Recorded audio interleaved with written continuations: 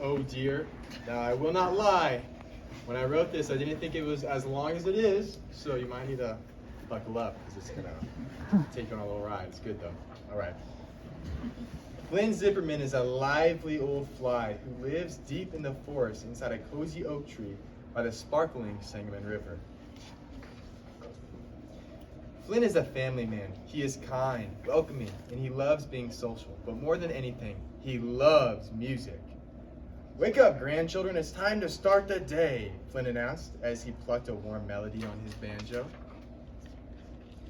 "Ugh," whined one of his granddaughters. "Do we have to get up?" Flynn laughed from his belly and started singing his morning tune. "Get up, little ones, on your feet. It's a beautiful day, oh yes indeed." The children began to giggle and dance around the room, and suddenly, the ground started to shake.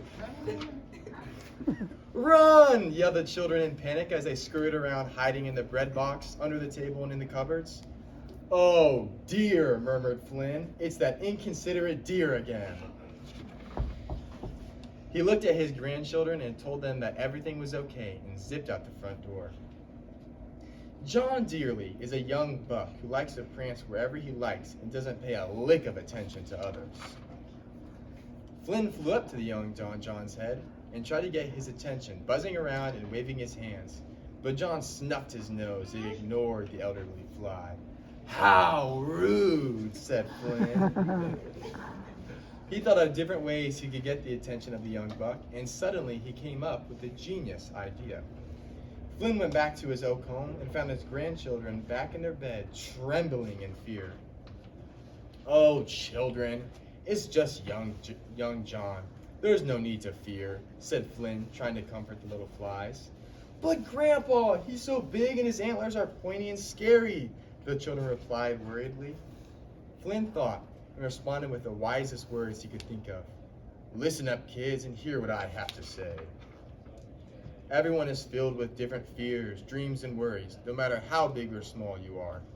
John's antlers may be large and his legs might be long, but what you might find is that your heart is just as big as his. If you're brave enough to talk to the big buck, your fears may begin to disappear. Let's go zip outside together and show that loud John how big our hearts are." The children looked at each other and gave their grandpa a courageous smile, ready to conquer their fear, and Flynn explained the plan. John was grazing a field, stomping his hooves and kicking trees like all rebellious bucks do at that stage in life. Flynn and his grandchildren spotted him and landed on a tree stump, and they began their plan. Some of the grandchildren brought a drum, some brought a flute, and others were ready to sing their hearts out. Flynn smiled at his grandchildren and they began to play, and even though the flies were small, they played with their big hearts so the whole forest could hear their beautiful song. The birds sat on the branches to listen, crickets hopped on over to hear their amazing melody, but John pretended not to hear it.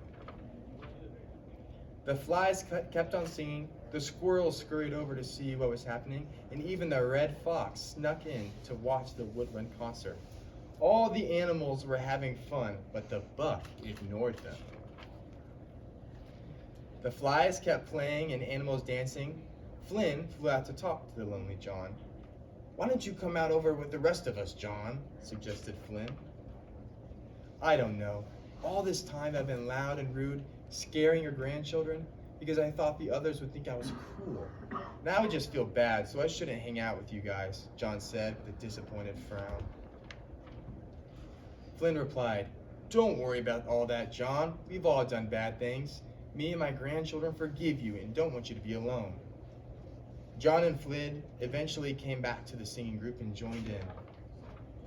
After the concert, the young buck stopped stomping around and became more gentle so he could be friends with the flies.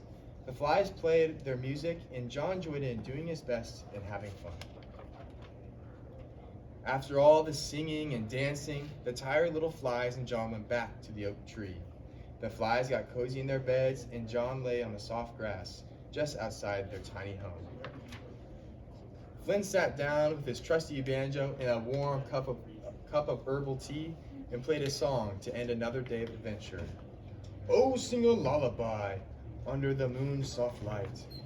With my grandkids in the stars, everything felt right.